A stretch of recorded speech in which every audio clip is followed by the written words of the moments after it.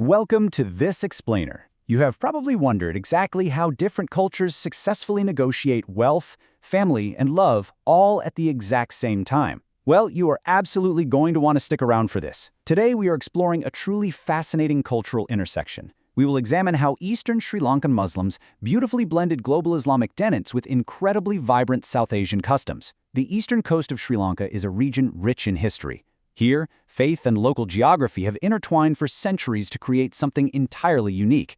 We are looking at a profound cultural adaptation, rather than just a simple exchange of vows.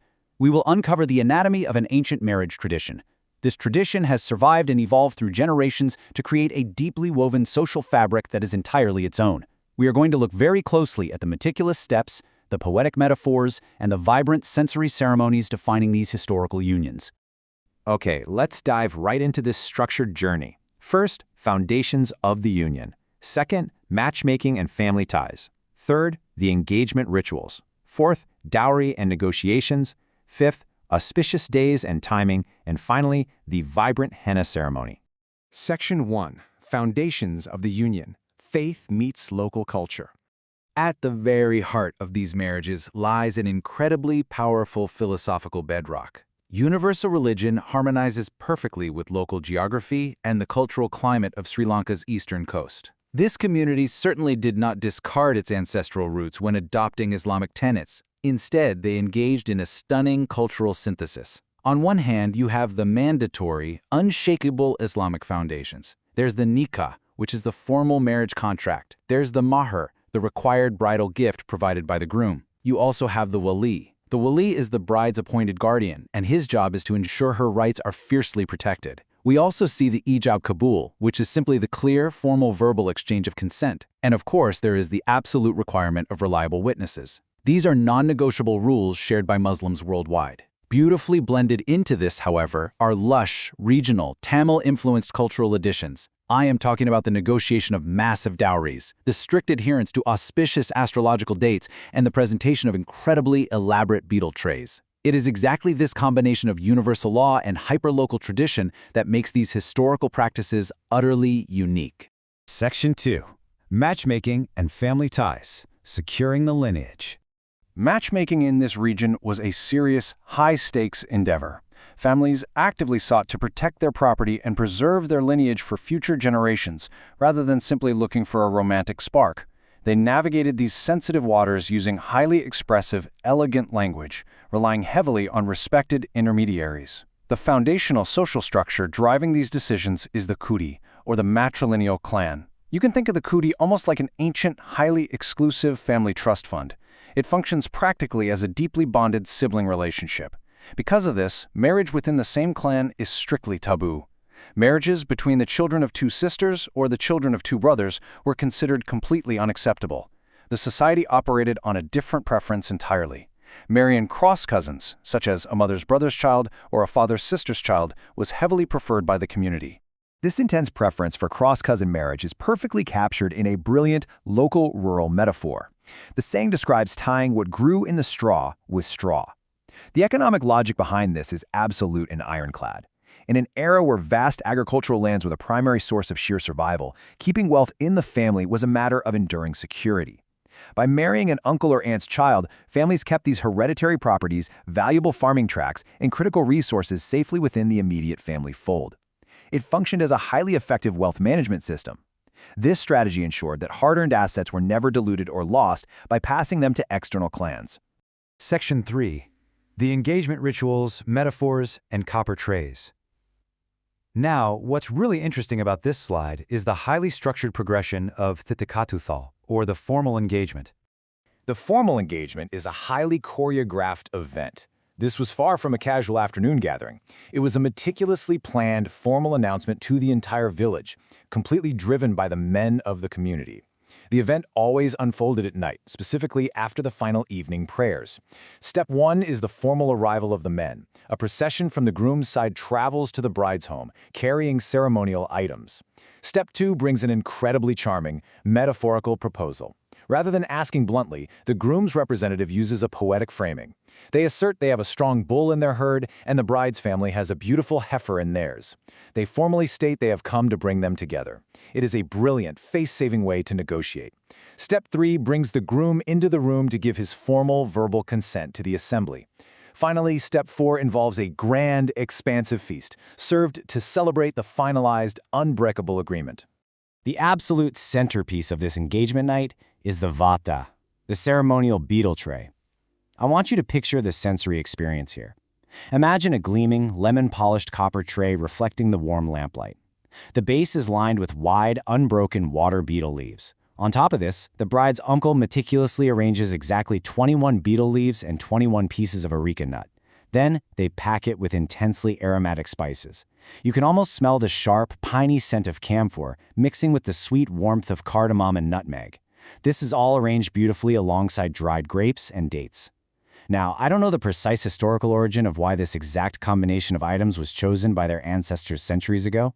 I can, however, affirm its cultural permanence with absolute confidence. It is a mandatory, deeply respected symbol of the union that completely seals the engagement. You have definitely noticed a recurring theme here with the number 21. This culture holds an absolute, unwavering obsession with odd numbers. Whether it is 7, 9, 11, 21, or 101, absolutely everything presented at these ceremonies must be counted in odd numbers. This includes everything from bunches of bananas to trays of sweetmeats. An even number was believed to cause severe, immediate bad luck. Specifically, locals harbored a deep superstition regarding even numbers. They firmly believed that utilizing an even number would prompt the groom to eventually take a second wife, which would violently split the family's harmony down the middle. Section 4. Dowry and Negotiations. The Price of a Union. Once the engagement feast concludes and the pleasantries are finished, the men get down to the very serious business of dowry. These intense nighttime negotiations over plots of land, raw cash, and timing fundamentally shaped the financial futures of both families. Everything was meticulously planned. So, the crucial point is understanding the stark difference between mahar and sithanam. Mahar is the mandatory Islamic bridal gift given by the groom directly to the bride. It is a strict religious obligation meant to secure the woman's personal financial independence. Sithanam, on the other hand, is the regional dowry given by the bride's family to the groom. This was entirely culturally enforced, and it heavily dictated a family's social status. Families would give away literal acres of land, newly built houses, and valuable livestock to secure a desirable groom. Actually, scratch that. It was more like they were securing their entire social standing in the village. This often placed massive, sometimes devastating financial strain on the bride's parents. It certainly raised the human stakes of these marriages incredibly high. The intense and, frankly, brutal pressure of the Sithanam system birthed a rich tradition of rural folk songs. Mothers of brides would playfully, yet sharply, mock the harsh realities of these dowry demands. I want you to imagine a mother singing this translated verse with a heavy dose of sarcasm. She sings that you ask for 10 acres of land and a milk cow, and she demands to know your actual job, little parrot, to justify being given all of this. Through these highly expressive songs, women boldly called out lazy or entitled grooms. They targeted men who demanded extravagant wealth without having a proper profession or standing of their own to justify it. It is a fascinating, powerful glimpse into the social resistance hidden within the culture's everyday poetry. Section 5. Auspicious Days and Timing. Aligning with the Cosmos. Once the complex financial terms were entirely settled, the families shifted their focus to time itself. The goal was to select the perfect, cosmically aligned wedding date. The calendar was scrutinized heavily to ensure the new couple would begin their lives under the best possible planetary and lunar conditions. I can state with absolute confidence that weddings were strictly held on highly specific days. Monday, Wednesday, and Friday were the only permitted days of the week. Furthermore, the ceremonies absolutely had to take place during the waxing moon, representing growth and future prosperity. They were also planned specifically on odd-numbered dates within the lunar cycle. Tuesdays and Saturdays were purposely and strictly avoided. Most practically, the Islamic fasting months were entirely ruled out. This makes perfect sense logistically. Hosting massive, multi-day daytime feasts in a scorching tropical climate while the entire community is strictly fasting from dawn to dusk is a literal impossibility. Section 6. The Henna Ceremony, a Symphony of Senses. And this brilliantly illustrates the final stage of our journey. The final, most vibrant pre-wedding ritual is the elaborate henna ceremony. Known locally as maruthan tree, this is the traditional, freshly ground henna paste applied to the bride. It officially signifies the joyous onset of the wedding festivities. You can imagine a highly cinematic, atmospheric scene here. A large group of women gathers in the misty, early morning light by the village wells. They chat and sing as they pick fresh maruthan tree leaves. They bring them back and grind these leaves by hand on stone into a fragrant, incredibly rich paste. They then place this thick green paste centrally on an odd number of betel leaves. It is specifically placed on 31 leaves, readying it for a grand musical procession to the bride's home. The delivery of the henna is an explosive, joyous community event. The groom's eldest sister is given the immense honor of carrying the heavy copper tray of henna. She walks proudly under a beautifully decorated, colorful parasol. The procession marches down the dusty village streets to the incredibly loud, heart-pounding rhythmic beats of traditional Parai drums. The air is completely filled with kuravai. This is a high-pitched, vibrating, joyous celebratory cheer from the women. Alongside this, the sharp, echoing cracks of celebratory firecrackers announce their grand arrival to the entire surrounding neighborhood. It is an absolute overload of the senses in the best way possible. A remarkably charming local tradition unfolds, known as the playful delay, as the groom's loud procession approaches the bride's house. The bride's family marches out. They meet the procession halfway in the street. Instead of immediately joining together, both families engage in a highly choreographed, intensely theatrical standoff. They playfully pause and cross their arms.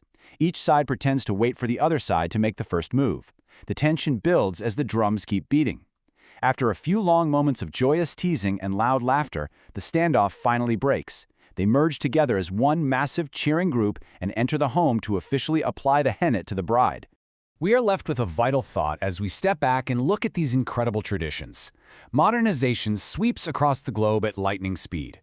This leaves us contemplating exactly how many of these intricate, deeply rooted cultural tapestries will survive the test of time. The masterful blending of universal Islamic faith with the vibrant, highly localized customs of Eastern Sri Lanka creates an anthropological heritage unlike any other. It is a stunning reminder of human adaptation and community connection. We must keep exploring, keep analyzing, and never stop unpacking the rich history hidden in everyday traditions. Thank you for joining me on This Explainer.